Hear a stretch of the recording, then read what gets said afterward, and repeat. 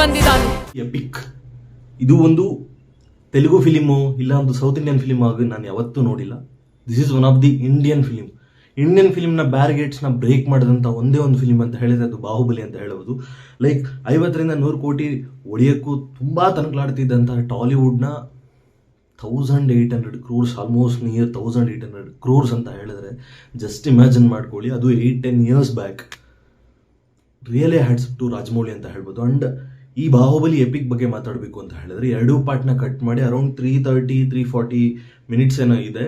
Literally ಹೇಳ್ತೀನಿ goose bumps ಅಂತ ಹೇಳ್ಬೋದು. ಕೆಲವು ಸೀನ್ಸ್ನ ಆ್ಯಡ್ ಮಾಡಿದ್ದಾರೆ, ಒಂದು 2-3 ಶಾರ್ಟ್ಸು. ಲಿಟ್ರಲಿ ಹೇಳ್ತೀನಿ ಶಿವರ್ ಆಗ್ತೀರಾ. ಸೀರಿಯಸ್ ಆಗಿ ಹೇಳ್ತೀನಿ, one of the finest film ಅಂತ ಹೇಳ್ಬೋದು. ಇಫ್ ಇನ್ ಕೇಸ್ ಯಾರಾದರೂ ನೋಡಿಲ್ಲ ಅಂತ ಹೇಳಿದ್ರೆ ಒಂದು 4 hour ಆರಾಮಾಗಿ ಥಿಯೇಟ್ರಲ್ಲಿ ಕುತ್ಕೊಂಡು ಫಿಲಿಮ್ ನೋಡ್ಕೊಂಬರ್ಬೇಕು ಅಂತ ಹೇಳಿದ್ರೆ ಫಸ್ಟು ಹೋಗಿ ಪ್ರಭಾಸ್ ಅವರು ಆಗಿರ್ಬೋದು ಆ್ಯಂಡ್ ಮೈನ್ ರಾಣಾ ಅವರಂತೂ ಇನ್ನೂ ಸ್ವಲ್ಪ ಕ್ಲಾರಿಟಿ ಎಲ್ಲ ಸ್ವಲ್ಪ ಜಾಸ್ತಿ ಮಾಡಿದಾರಲ್ವಾ. ಸೊ ಲಿಟ್ರಲಿ ಸಖತ್ತಾಗಿದೆ. ಆ್ಯಂಡ್ ನಮ್ಮ ಕನ್ನಡ ವರ್ಷನಲ್ಲಿ ಕೂಡ ಅವೈಲೇಬಲ್ ಇದೆ.